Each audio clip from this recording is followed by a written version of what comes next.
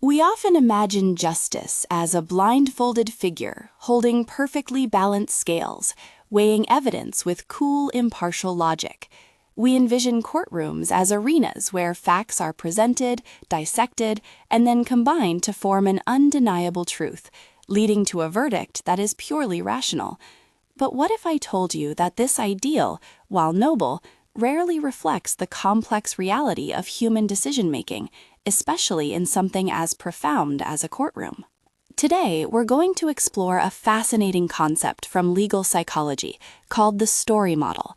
It's a powerful framework that helps us understand why courtroom decisions often diverge from a purely logical assessment of facts, revealing the deeply human element at the heart of our justice system. This model suggests that when we step into a courtroom, whether as a juror, a judge, or even an observer, our brains aren't just processing data points, they're actively building narratives. The story model, primarily developed by researchers Nancy Pennington and Reed Hastie, posits that legal judgments aren't dispassionate calculations. Instead, they're profoundly shaped by subjective interpretations, personal experiences, and even some inherent quirks of our cognitive processes. It reminds us that justice, at its core, is administered by people, and people come with their own unique ways of understanding the world. So let's dive into this idea. Instead of just tallying evidence, jurors are actually constructing coherent stories of what happened. Think of it like this. When you watch a movie or read a book, you're not just absorbing disconnected scenes or paragraphs. You're building a mental picture, a timeline, a series of motivations and consequences that create a complete narrative. Jurors do something very similar. They take the pieces of evidence presented in court, witness statements, documents, expert testimonies, and weave them together. But they don't do this in a vacuum. This narrative construction is influenced by their own life experiences, their general knowledge about how the world works, and their expectations of what a complete and believable story should sound like. It's a process that stands in sharp contrast to the ideal of pure logical deduction. This perspective isn't new. It echoes a movement in legal thought called legal realism, which emphasizes how judicial interpretation and social context play a huge role. It also aligns with narrative theory, which has long highlighted that a story's persuasiveness often hinges on its plausibility and coherence, not just its factual accuracy. Even ancient rhetorical principles from Aristotle, logos or logic, ethos or credibility, and pathos or emotion, remain incredibly relevant to these insights. They understood that to persuade, you needed more than just cold facts. The story model outlines 3 key stages in how a juror typically arrives at a decision. First, there's story construction. Here, jurors take all the information they hear, witness accounts, arguments from both sides, and synthesize it with their own existing knowledge about similar events and their expectations of human motivation. They create one or more narrative interpretations of the evidence. For a story to be accepted, 2 things are critical: its completeness, meaning how well it covers all the presented evidence, and its internal consistency, how well all the parts of the story hang together without contradiction. The second stage is verdict representation. This is where jurors learn and store the attributes and definitions of the various possible legal verdicts, like guilty, not guilty, liable, or not liable. They understand what each verdict means and what kind of story would typically lead to it. Finally, we have story classification. The constructed narrative that the juror believes best explains all the evidence is then matched to the legal verdict category it most closely resembles. This matching forms the basis of their ultimate decision. This very process that inherently departs from pure logic. Decisions aren't made by a robotic assessment of facts.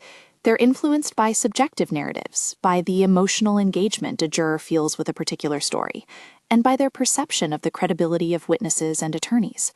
Storytelling is incredibly powerful because it helps us convey memorable information, create a sense of order out of the chaos of a complex trial, and make sense of human actions.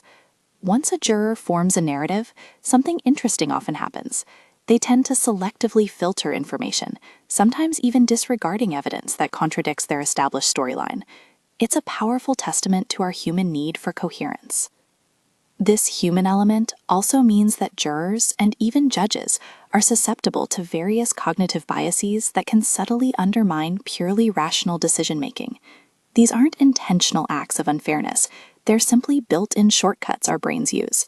For instance, confirmation bias makes us favor evidence that supports what we already believe or suspect. If a juror leans towards a certain narrative early on, they might pay more attention to details that confirm it. Anchoring bias means we can over-rely on initial information or impressions, even if they're later proven incomplete. The first number or fact presented can anchor our judgment. Then there's overconfidence bias, where we might overestimate our own knowledge or capabilities, perhaps feeling certain about a conclusion without all the facts. Recency bias gives more weight to information that was presented most recently, potentially overshadowing earlier, equally important details. And the availability heuristic makes us overestimate the likelihood of events based on how easily we can recall similar examples, which might lead us to misinterpret unusual circumstances. These biases are universal. They affect all of us, and they certainly don't disappear when someone enters a jury box. So, who are the key players in this story-driven courtroom? Clearly, jurors are central. Their cognitive processes and individual biases are fundamental to how justice unfolds. But attorneys and lawyers are also crucial. They are, in essence, the master storytellers, tasked with constructing compelling narratives that resonate with jurors. Think of legendary lawyers like Jerry Spence, who famously advocated for the power of effective storytelling over dry facts. Even judges, while expected to be impartial arbiters, are recognized as human and thus susceptible to similar cognitive biases. And of course, legal scholars and psychologists continuously study and refine this model, highlighting its enduring significance in understanding and improving the human elements of our justice system. Now, while the story model is incredibly powerful in describing what happens, it also sparks significant debate. One central tension is between the persuasive power of a coherent narrative and the legal system's aspiration for factual accuracy. Critics sometimes question whether a compelling story might overshadow a meticulous analysis of evidence, potentially leading to inaccurate verdicts. Is a good story always the same as the legal truth? The undeniable role of personal experiences and cognitive biases in story construction also raises concerns about fairness and objectivity. If jurors tend to disregard information that doesn't fit their preferred narrative, how can true impartiality be achieved? There's also ongoing discussion about what truly constitutes a good courtroom story, particularly the relationship between plausibility and coherence, what we call narrative fidelity, and actual factual accuracy. Are they always aligned? Despite these debates, the effectiveness of jury deliberations. Do discussions among jurors effectively reduce or amplify individual biases? Empirical evidence on this is often limited and sometimes contradictory. And we can't ignore the potential for jurors' decisions to be unduly influenced by their perceptions of a judge's reactions, leading to discussions on everything from courtroom design to judicial conduct. Finally, there are ongoing debates about how uniformly the story model applies across different case types. Is it the same for a complex criminal trial as it is for a straightforward civil one? Despite these debates, the story model doesn't just highlight challenges, it points us towards crucial future directions in legal practice and research. A key focus moving forward is on developing effective strategies to mitigate cognitive biases in legal decision-making. This could involve implementing more structured decision-making processes, encouraging peer reviews within legal teams, fostering diverse representation, and providing continuous training and awareness workshops for everyone in the legal profession. Research will certainly continue to investigate the nuances of jury deliberations and how universally applicable the model is across various legal contexts. For legal professionals, the story model serves as a powerful reminder that while legal arguments are built on facts and statutes, effective persuasion often requires moving beyond purely legalistic arguments and truly mastering the art of compelling storytelling.